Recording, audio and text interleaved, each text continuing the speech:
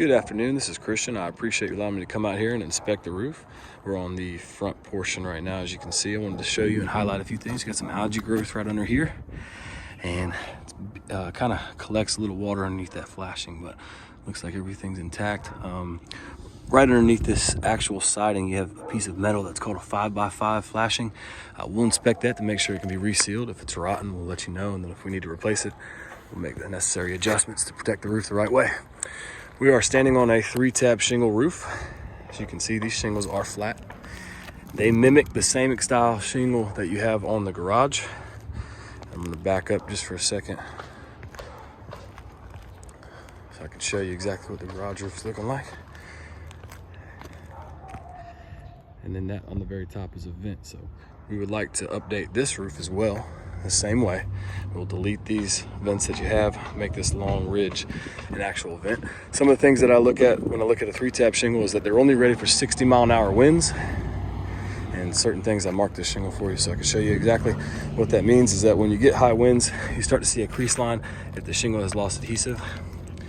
And underneath, the nail heads will start to have water sit on top of them. These, as you can see, are not rusted out, which is good. This shingle will most likely seal back down because the heat, when it gets a little bit hotter today, mash that back down. And then various areas, when you see that it has the potential to happen scattered throughout the roof. The next stage is this section down here. As you can see, like your neighbor's roof, they actually have shingles and rolled roofing. That's the kind of concept that we're gonna have to do on this lower portion here and back here as well. That will meet code requirements. Happened over here with your neighbors as well. You can see they have a nice architectural shingle, is what we like to go back with. We can still mimic the same color with an antique silver as the shed. And then we can pick the color, maybe gray. I wouldn't go with white with the tree coverage that you have, but they have the rolled roofing style as well.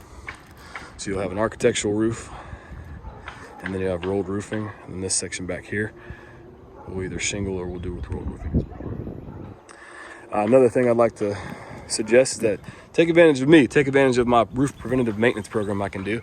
I come out here and I actually blow the roof off for you, keep the longevity of the shingles intact, make sure that the roof doesn't hold any moisture.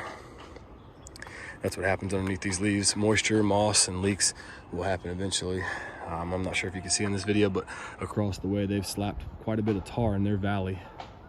It's a transitional area where they most likely have had some water or some leaves pooling in an area in the past and had to get that repaired.